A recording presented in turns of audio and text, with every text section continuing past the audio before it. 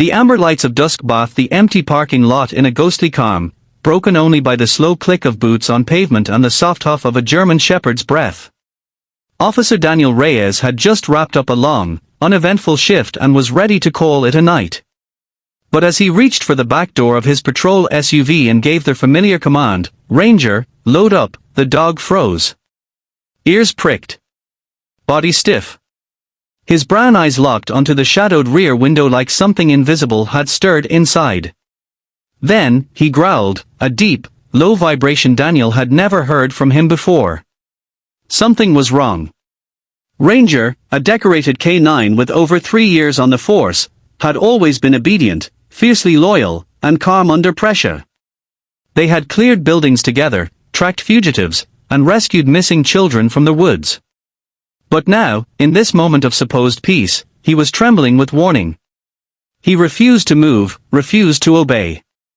And when Daniel reached down to guide him, the dog backed away, barking once, sharp, urgent.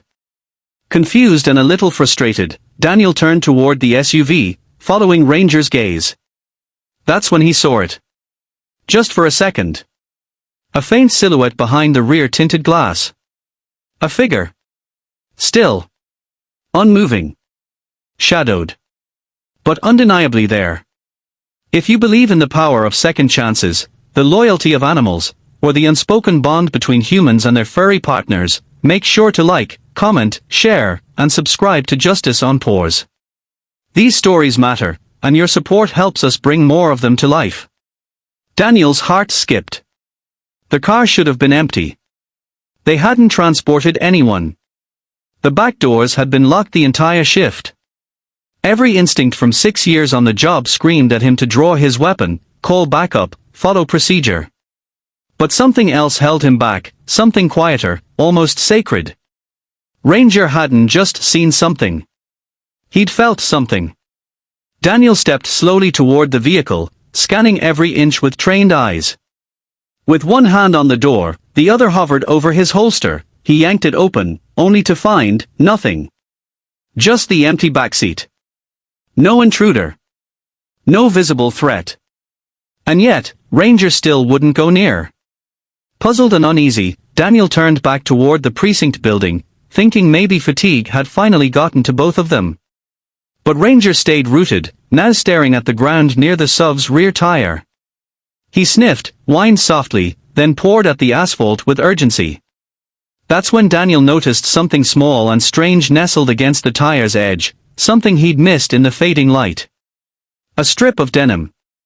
Blood-stained. Partially hidden under the car's shadow. He crouched down, heart pounding, and uncovered more, a child's backpack torn along the strap, smeared with grime and something darker. Within seconds, everything shifted.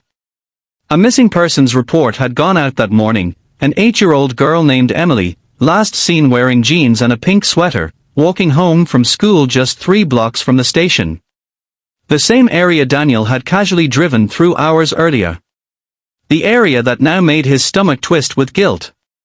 He radioed it in, adrenaline charging through his limbs. As other units scrambled to his location, Ranger took the lead, nose to the ground, tail rigid, pulling Daniel away from the car like a lifeline tugging someone from the edge of a cliff. They trailed through alleys, past dumpsters and empty playgrounds, the city breathing with a pulse Daniel had never noticed until now. Ranger moved like a spirit, silent, focused, led not by sight, but by something deeper. And then, near a storm drain behind an abandoned laundromat, he stopped. Barked. Scratched at the grate. Daniel knelt down and called out into the dark. A faint, terrified voice responded. Emily. She had been taken, stashed away by a repeat offender who had panicked when patrols intensified earlier in the day. The man had dumped her backpack and part of her clothes near the parking lot, planning to move her later. But thanks to Ranger's instincts, she was found, shivering, scared, but alive. That night, Daniel sat alone in the precinct locker room long after everyone else had gone home. His hands still trembled from the adrenaline. Ranger lay beside him, eyes closed, his head resting on Daniel's boot like always. But something inside Daniel had changed forever. He wasn't just grateful. He was humbled. A loyal partner, trained for action, had known when something was wrong even when every protocol said otherwise. He'd trusted his partner's instincts, and that trust had saved a little girl's life. In the days that followed, Daniel and Ranger were hailed as heroes in the local news. But the officer deflected praise at every turn. "I just listened," he told reporters.